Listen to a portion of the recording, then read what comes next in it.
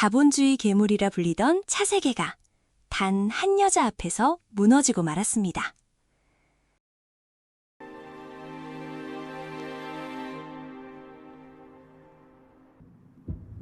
거봐, 아무 동요도 없어.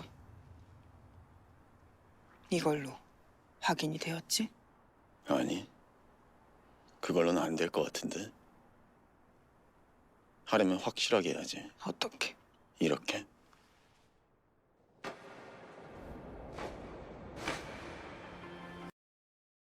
하려면 확실하게 해야지 라는 말과 함께 신설이를 자신의 품으로 끌어안던 그 순간 시청자 모두의 심박수가 폭발했습니다.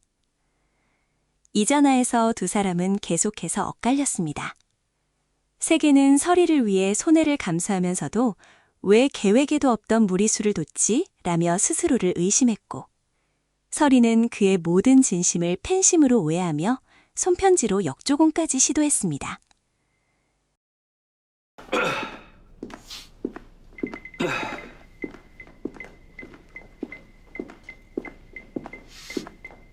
신설이 또 왜? 자, 받아라. 손편지다. 편지? 그래. 나한테? 이 여자 서찰이라더니 진짜 한자로 썼네.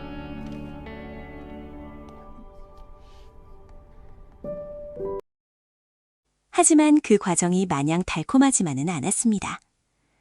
최문도의 사주를 받은 용역 깡패들이 할머니 남옥순을 협박하러 들이닥쳤고, 설이는 야인시대의 빙의에 맨몸 액션을 펼치는 통쾌함을 선사했습니다.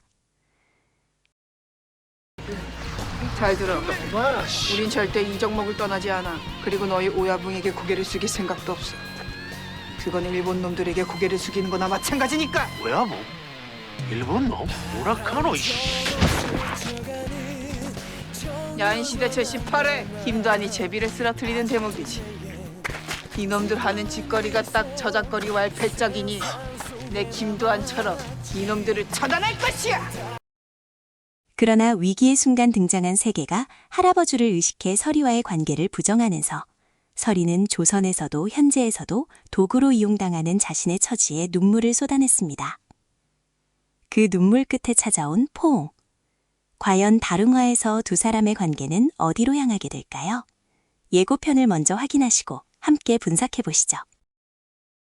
치열한 구애 전쟁이 시작됩니다. 난 곧 너한테 가보기로 했다고. 마음이 흔들리면 약해진다. 이번 생 돈 많은 비구니가 될 것이야. 빌당을 하네. 전물 공세를 펼칩니다. 냅다 항복이다. 나 너 아니면 죽는다. 필사적입니다. 그만 좀 매달려라.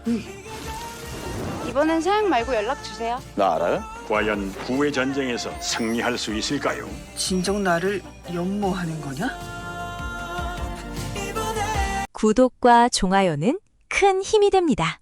자, 이제 본격적으로 다음화를 파헤쳐 보겠습니다.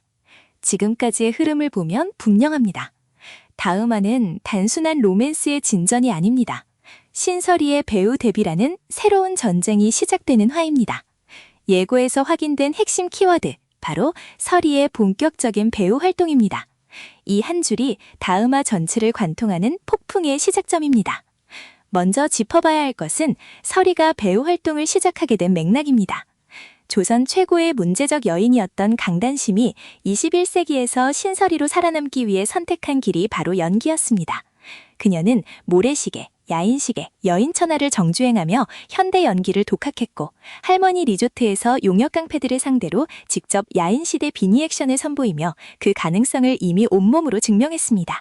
조선에서 살아남은 여자가 21세기 카메라 앞에 서는 것, 이것이 얼마나 거대한 도전인지는 말할 필요도 없습니다. 그렇다면 차세계의 역할이 더욱 중요해집니다. 이 전화에서 세계는 설이와 매니지먼트 계약을 결심하고 자금 문제까지 감수하며 소속사 인수를 추진했습니다. 상패 직전 하한타에 사서 최고 상한가에 팔아먹겠다는 말이 단순한 비즈니스 선언이 아니었습니다. 자본주의 괴물이 설이라는 종목에 전 재산을 베팅한 것이나 다름없었습니다. 그런데 여기서 결정적인 긴장감이 터집니다.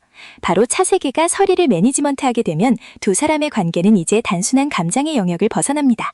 매니저와 배우, 계약관계와 감정관계가 한꺼번에 뒤엉키는 것입니다. 세계는 포옹 이후에도 여전히 자신의 감정을 정의 내리지 못한 상태입니다. 이도저도 아니야, 사람을 자꾸 헷갈리게 해라는 그의 말은 감정을 철저히 수치와 논리로만 움직여온 남자가 처음으로 계산 불가능한 변수를 만났다는 뜻입니다. 그 변수의 이름이 바로 신설이입니다. 배우 활동이 시작되면 설이는 필연적으로 외부와 접촉하게 됩니다. 촬영 현장, 공개 행사, 다른 남자 배우들과의 호흡, 지금껏 설이를 자신만의 비밀 영역에 두고 싶었던 세계에게 이것은 새로운 종류의 시험대가 됩니다. 특히 주목해야 할 인물이 있습니다. 선우정연, 정재광이 연기하는 이 인물이 설이의 배우 활동과 맞물려 어떤 방식으로 등장할지가 핵심입니다. 지금까지 비중이 크지 않았던 이 인물이 다음화부터 본격적으로 활약하게 된다면 세계의 감정에 불을 지르는 역할을 맡게 될 가능성이 높습니다. 또 하나 절대 빼놓을 수 없는 인물이 있습니다. 바로 최문도입니다. 이전화에서 문도는 조연출을 직접 사주해 설이가 세계의 약점임을 확인했습니다. 조선에서 안종이 대군 이현의 정인이 되라고 강간심을 압박했듯 21세기에서도 문도는 설이를 통해 세계를 흔들 계획을 착착 실행 중입니다. 그런데 설이가 배우로 공식 데뷔하게 되면 문도에게는 새로운 기회가 생깁니다. 설이를 통해 차세계의 사업과 감정을 동시에 흔들 수 있는 무대가 열리는 것입니다. 연예계라는 판 자체가 문도에게 최고의 전쟁터가 됩니다. 여기서 결정적인 예측을 드리겠습니다. 문도는 설이의 배우 활동을 방해하거나 혹은 반대로 이용하는 방향으로 개입합니다. 할머니를 빌미로 세계와 친해지라는 제안을 설이가 거절했기 때문에 문도는 이제 더 직접적이고 잔인한 방식으로 압박 강도를 높일 것입니다. 그리고 설이 입장에서도 이번화는 내면의 갈등이 폭발하는 지점입니다.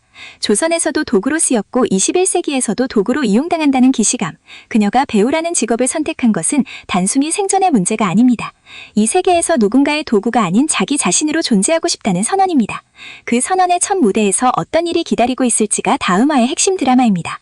또 잊어서는 안 될 장면이 있습니다.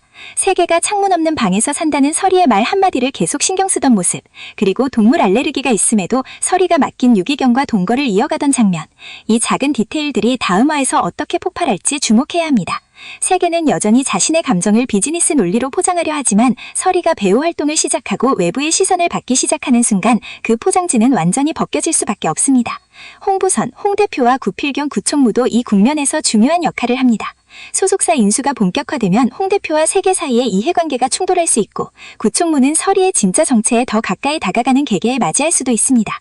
설이의 현대 적응기는 지금까지 웃음과 감동을 동시에 선사했지만 배우로서 카메라 앞에 서는 순간부터는 그 적응기가 시험대에 오릅니다. 조선의 기억과 현대의 연기가 뒤섞이는 순간 어떤 화학 반응이 터질 것인가? 바로 이것이 다음화가 가진 가장 폭발적인 에너지입니다. 포옹 이후의 세계와 설이, 배우로 출발선에 선 설이, 그리고 더욱 날카로워진 문도의 칼날, 세계의 폭풍이 동시에 몰아치는 다음화는 이 드라마 전체의 흐름을 결정짓는 분수령이 될 것입니다.